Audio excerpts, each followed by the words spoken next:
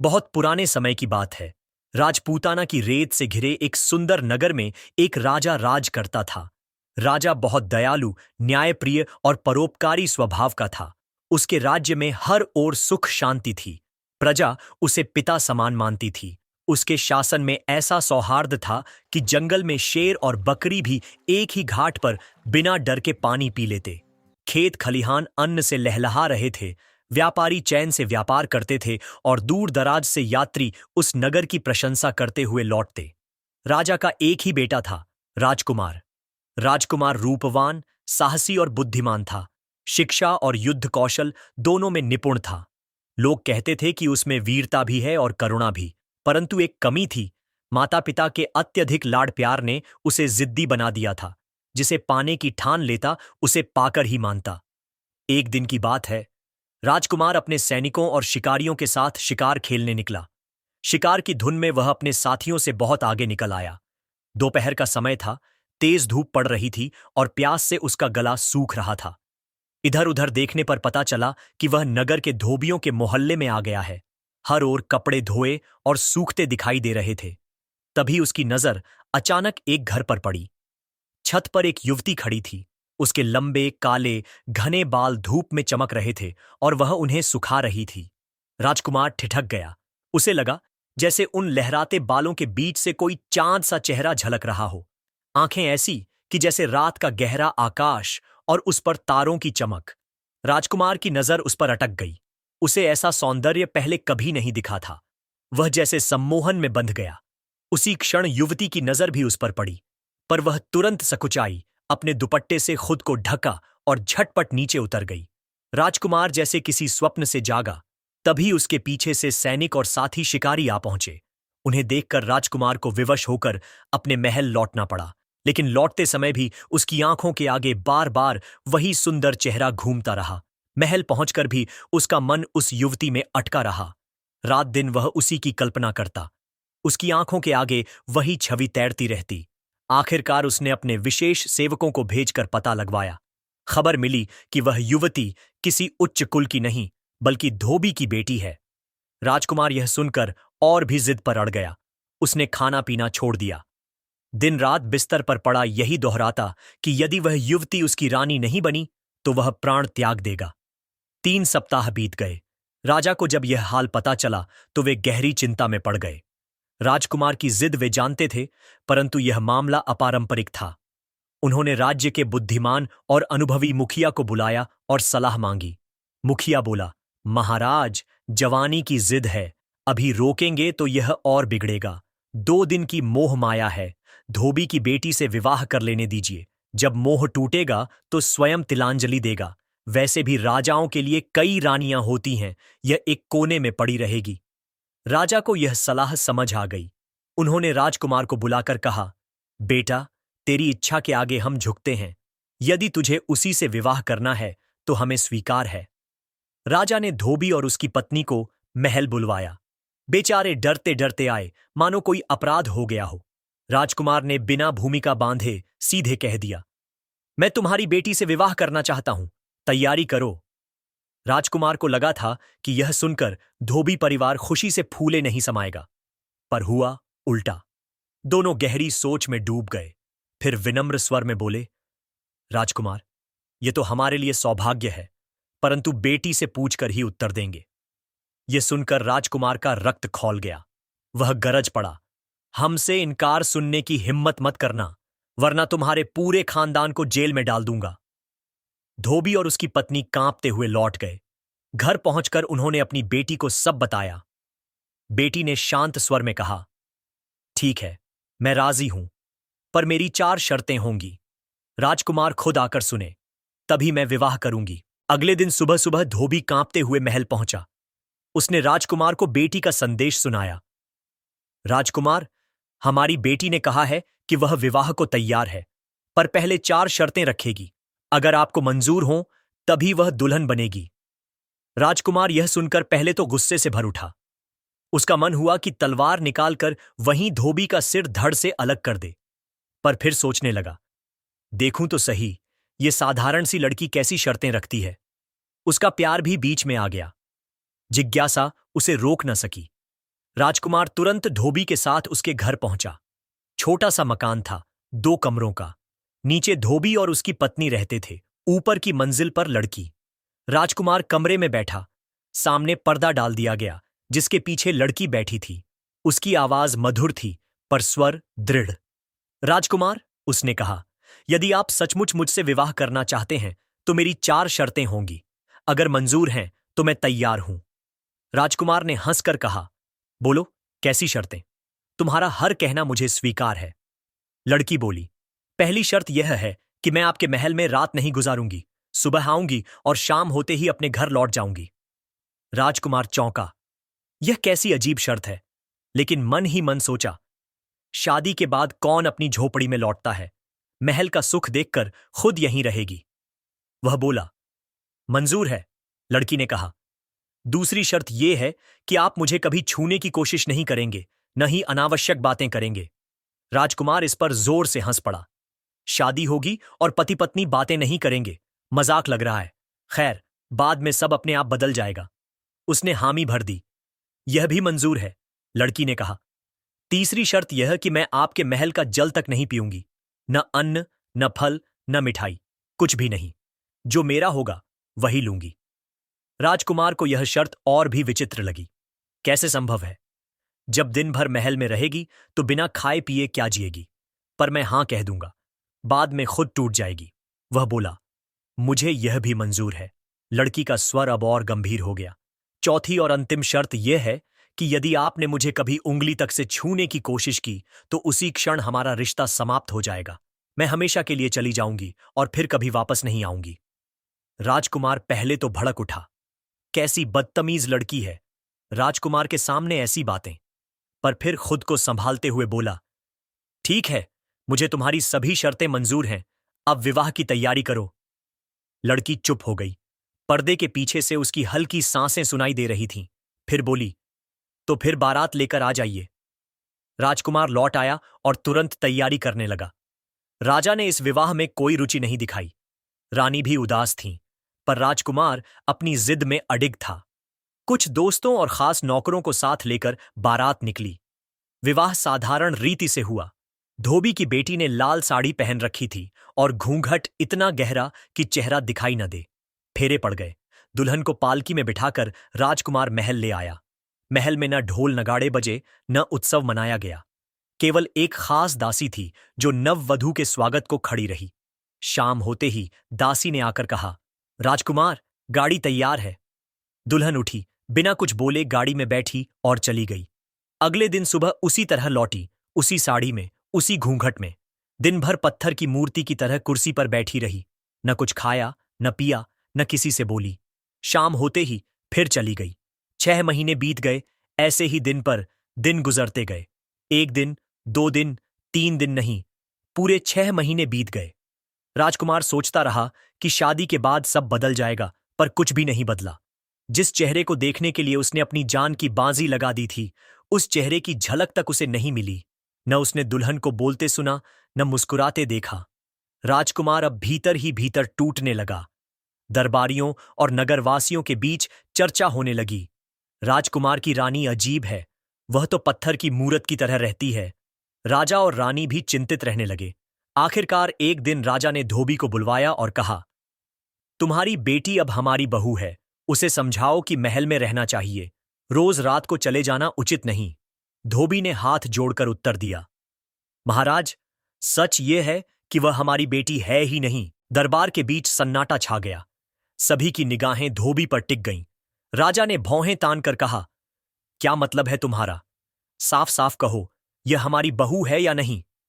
धोबी कांपती आवाज में बोला, महाराज, सच यही है कि वह मेरी बेटी नहीं है। वह तो कई वर्ष पहले हमारे घर आकर रहने लगी थी। उसके रूप और तेज को देखकर ही हमने उसे अपनी बेटी मान लिया, पर उसकी असली पहचान हम स्वयं भी नहीं जानते। राजा का चेहरा गंभीर हो उठा। तो यह क्या रहस्य है? कहीं वह कोई दैवी शक्ति तो नहीं? धोबी ने सिर झुका लिया। महाराज, इतना कह सकता हूं कि जब वह पहली बार हमारे घर आई थी, तब उसकी आंखों में ऐसा प्रकाश था कि हमें लगा जैसे कोई देवी उतर आई हो। उसने स्वयं को हमारी बेटी कहा और हम मान गए। बस इतना ही जानते हैं। यह सुनकर राजकुमार का मन और भी अशांत हो गया। 6 महीने से वह उस स्त्री का चेहरा तक नहीं देख पाया था और अब यह रहस्य सामने आ रहा था कि वह असली धोबी की बेटी भी नहीं। उसने ठान लिया, मैं सच्चाई जाने बिना चैन से नहीं बैठूंगा। रात को वह अकेला महल के प्रांगण में टहल रहा था। चांदनी फैली थी, पर उसके मन में अंधेरा था। उसने सोचा, अगर वह सचमुच कोई देवी या अप्सरा है तो उसे पाने का मार्ग भी साधारण नहीं होगा। मुझे तपस्या करनी होगी। त्याग और कठिन परिश्रम से ही उसका रहस्य खुलेगा। अगली सुबह राजकुमार ने अपने माता पिता से कहा, पिताजी, माताजी, मुझे कुछ समय के लिए वन में जाना होगा। मेरा मन अब सांसारिक सुखों में नहीं लगता। जब तक इस रहस्य का समाधान नहीं मिलेगा, मैं महल में वापस नहीं आऊंगा। राजा और रानी ने बहुत समझाया, पर राजकुमार टस से मस न हुआ। आखिरकार उन्हें अनुमति देनी पड़ी। राजकुमार साधारण वस्त्र पहनकर हाथ में केवल एक कमंडल और माला लेकर महल से निकल पड़ा। वह गहरे जंगलों में चला गया, जहां ऊंचे ऊंचे वृक्ष थे और पत्तों के बीच से केवल थोड़ी सी धूप छनकर आती थी। राजकुमार ने नदी के किनारे एक स्थान चुना। वहां उसने घास फूस की झोपड़ी बनाई और तपस्या शुरू की। दिन भर उपवास करता, केवल जल पीता और भगवान महादेव का नाम जपता। रात को खुले आकाश के नीचे सोता, तारों को देखता और मन ही मन उस रहस्यमयी स्त्री का चेहरा सोचता। दिन बीतते गए। 1 महीना, 2 महीने, 3 महीने। राजकुमार की देह दुर्बल हो गई, पर उसका संकल्प और दृढ़ हो गया। एक रात जब वह ध्यान में बैठा था, अचानक चारों ओर अद्भुत प्रकाश फैल गया। उसके सामने स्वयं भगवान महादेव प्रकट हुए। गले में सर्प, जटाओं में गंगा, तीसरी आंख से निकलती तेज ज्योति। महादेव का रूप देखकर राजकुमार की आंखें आंसुओं से भर गईं। वत्स, महादेव ने करुणा भरे स्वर में कहा, तूने जो तप किया है उससे प्रसन्न हूं। तुझसे जो पूछना है पूछ ले। राजकुमार हाथ जोड़कर बोला, भोलेनाथ, मैं उस स्त्री का रहस्य जानना चाहता हूं जिससे मैंने विवाह किया है। वह कौन है और क्यों उसने मेरे साथ ऐसी शर्तें रखीं? महादेव मुस्कुराए, वह कोई साधारण स्त्री नहीं है, न ही किसी मनुष्य की बेटी। वह तो त्रिलोक की एक अप्सरा है, जिसका नाम चंद्रलेखा है। देवताओं ने उसे पृथ्वी पर भेजा था ताकि तेरी परीक्षा हो सके। तेरी जिद, तेरा घमंड और तेरा प्रेम, इन सब की कसौटी लगनी थी। उसकी शर्तें दरअसल परीक्षा थीं, जिन्हें तू पूरी निष्ठा से निभा पाएगा या नहीं, यही देखना था।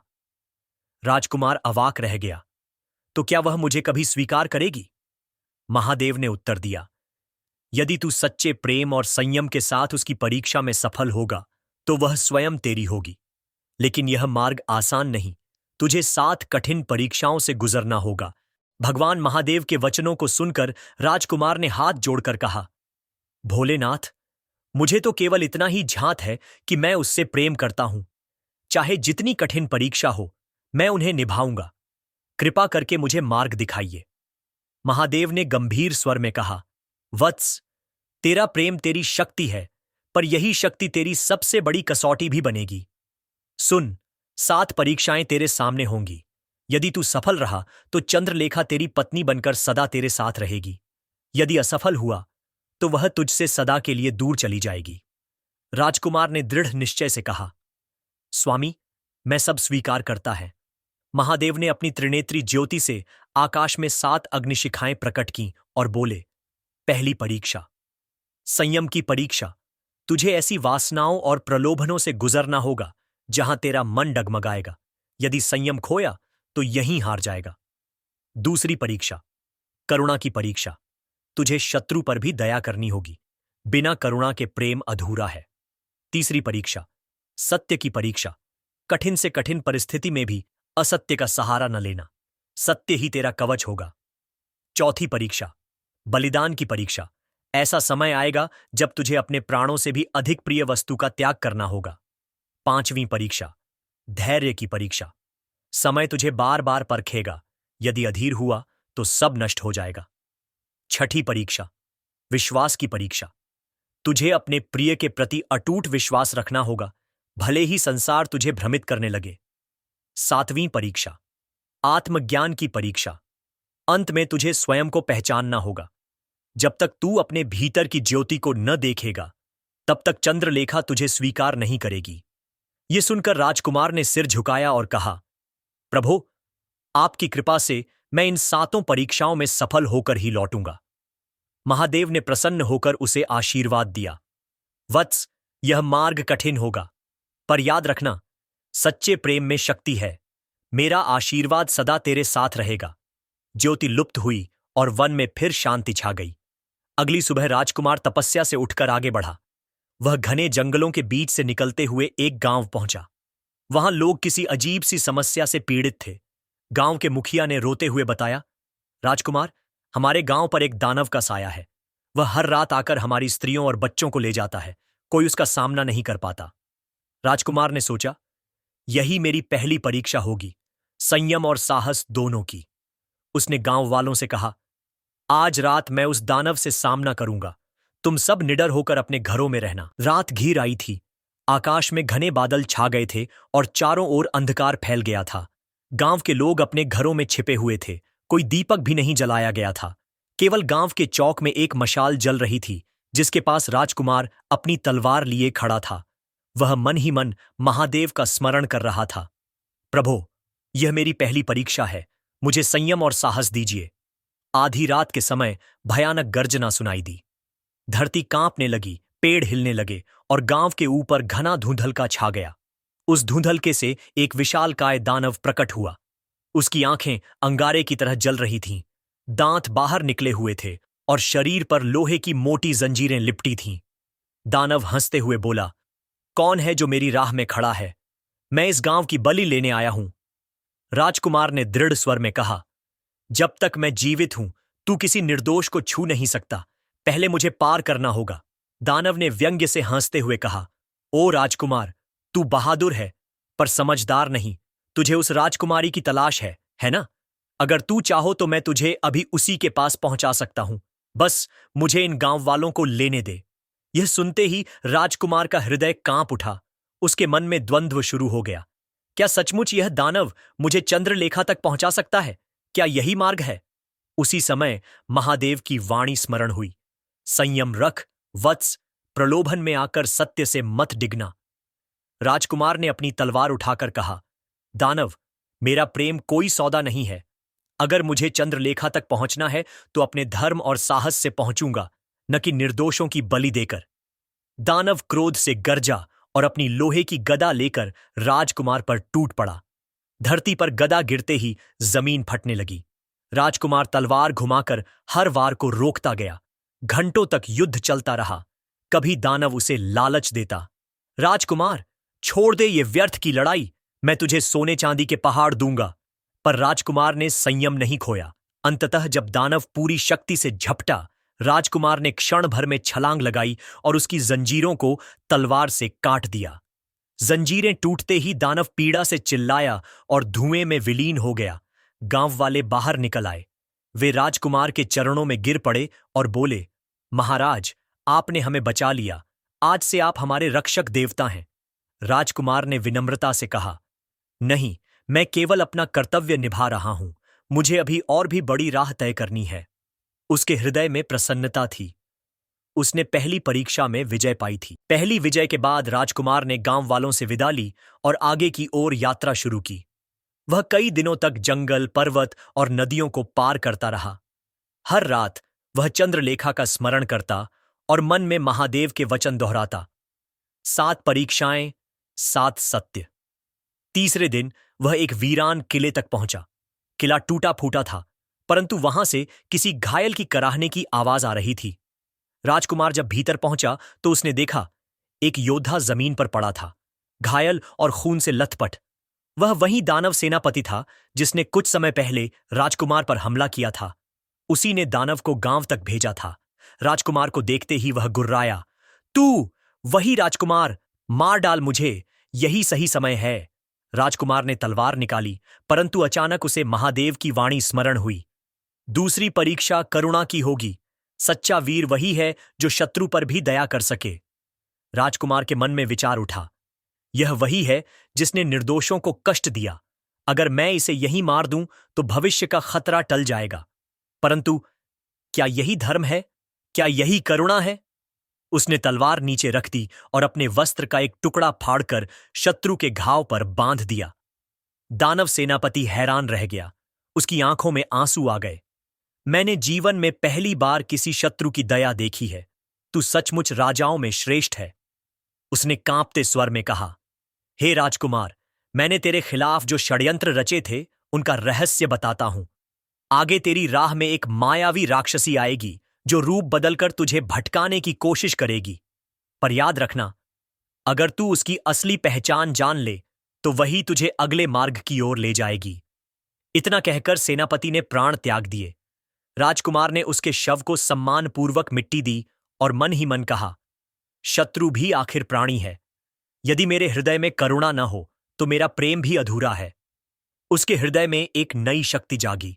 उसे लगा जैसे महादेव स्वयं अदृश्य रूप से मुस्कुरा रहे हों, क्योंकि वह दूसरी परीक्षा में सफल हो चुका था। राजकुमार किले से आगे बढ़ा। सूर्य अस्त हो चुका था और आकाश में तारों की चादर बिछ गई थी। जंगल का रास्ता और भी गहरा और रहस्यमयी होता गया। चलते चलते वह एक सुनसान घाटी में पहुंचा। वहां एक अजीब सी शांति थी, जैसे समय ठहर गया हो। अचानक उसके सामने एक सुंदर स्त्री प्रकट हुई। उसका रूप अद्भुत था, आंखें कमल की पंखुड़ियों जैसी और चेहरे पर मोहक मुस्कान। वह स्त्री मधुर स्वर में बोली, राजकुमार, मैं तेरी प्रेयसी चंद्रलेखा हूं। कितना कठिन मार्ग पार कर तू यहां तक पहुंचा है। अब आगे जाने की आवश्यकता नहीं, मेरे साथ चल। राजकुमार का हृदय धड़क उठा। वह उसी पल उसे पाने को व्याकुल था, परंतु महादेव की वाणी स्मरण हुई। सत्य की परीक्षा तुझे भ्रम के अंधकार में मिलेगी। जो दिखेगा वह आवश्यक नहीं कि सत्य हो। राजकुमार ने ध्यान से उस स्त्री की ओर देखा। उसकी चाल और आवाज तो चंद्रलेखा जैसी थी, पर उसकी आंखों में करुणा और पवित्रता का वह तेज नहीं था जो राजकुमार ने अपने स्वप्नों में देखा था। वह बोला, यदि तू सचमुच चंद्रलेखा है तो मेरे प्रश्न का उत्तर दे। हमारी पहली भेंट कहां हुई थी? स्त्री क्षण भर के लिए चौंक गई, फिर मुस्कुराई। उस राजसभा में जहां तूने मेरा हाथ थामा था। राजकुमार गंभीर स्वर में बोला, असत्य, मैंने तेरे हाथ को आज तक स्पर्श नहीं किया। तू चंद्रलेखा नहीं, कोई और है। इतना कहते ही वह स्त्री क्रोध से कांप उठी और उसका रूप बदलने लगा। क्षण भर में वह एक विकराल राक्षसी बन गई। उसकी आंखें अंगारे की तरह जलने लगीं और दांत बाहर निकल आए। वह गरज कर बोली, तूने मेरा मायाजाल तोड़ दिया राजकुमार। बहुत कम लोग सत्य को पहचान पाते हैं। राजकुमार ने तलवार संभाली, पर राक्षसी हंसते हुए बोली, चिंता मत कर, मैं तेरा मार्ग रोकने नहीं आई हूं। तेरी सत्यनिष्ठा ने मुझे बांध लिया है। अब मैं तेरी तीसरी परीक्षा का साक्षी बनकर तुझे अगले पथ का मार्ग बताऊंगी। राक्षसी ने हाथ उठाकर पूर्व दिशा की ओर इशारा किया। वहां एक प्राचीन सरोवर है। उसके जल में तेरी चौथी परीक्षा छिपी है। पर सावधान, वहां तुझे अपनी सबसे प्रिय वस्तु त्यागनी होगी। इतना कहकर राक्षसी धुएं में विलीन हो गई। राजकुमार ने गहरी सांस ली। उसका हृदय प्रसन्न था कि वह सत्य की परीक्षा में सफल हुआ। उसने आकाश की ओर देखते हुए कहा, प्रभो, चाहे मुझे अपनी प्राणवायु भी क्यों न देनी पड़े, पर मैं प्रेम और धर्म के मार्ग से पीछे नहीं हटूंगा। वह दृढ़ कदमों से सरोवर की ओर बढ़ चला। राक्षसी द्वारा बताए गए संकेत के अनुसार राजकुमार पूर्व दिशा में चलता गया। कई कोसों की यात्रा के बाद वह एक विशाल सरोवर के तट पर पहुंचा। सरोवर का जल चांदनी में चांदी की तरह चमक रहा था, पर उसकी गहराई से अजीब सी गूंज उठ रही थी, मानो कोई अदृश्य शक्ति उसे पुकार रही हो। अचानक सरोवर के बीचों बीच एक कमल खिला और उस पर एक तेजस्वी साधु प्रकट हुए। उनकी आंखों से दिव्य ज्योति झलक रही थी। साधु ने गंभीर स्वर में कहा, राजकुमार, यह चौथी परीक्षा का स्थल है। अब तुझे त्याग का प्रमाण देना होगा। मनुष्य का सबसे बड़ा बंधन उसकी प्रिय वस्तु होती है। यदि तू प्रेम में सफल होना चाहता है तो पहले यह सिद्ध कर कि तू अपनी सबसे प्रिय वस्तु त्याग सकता है। राजकुमार ने क्षण भर सोचा। उसकी सबसे प्रिय वस्तु थी उसकी तलवार। वही तलवार जिससे उसने असंख्य युद्ध जीते थे, वही तलवार जो उसके पूर्वजों की धरोहर थी। उसके बिना वह स्वयं को अधूरा महसूस करता। राजकुमार ने साधु की ओर देखा और बोला, महाराज, यह तलवार मेरे लिए केवल शस्त्र नहीं, मेरे वंश की आत्मा है। इसे त्यागना मेरे लिए जीवन त्यागने के समान है।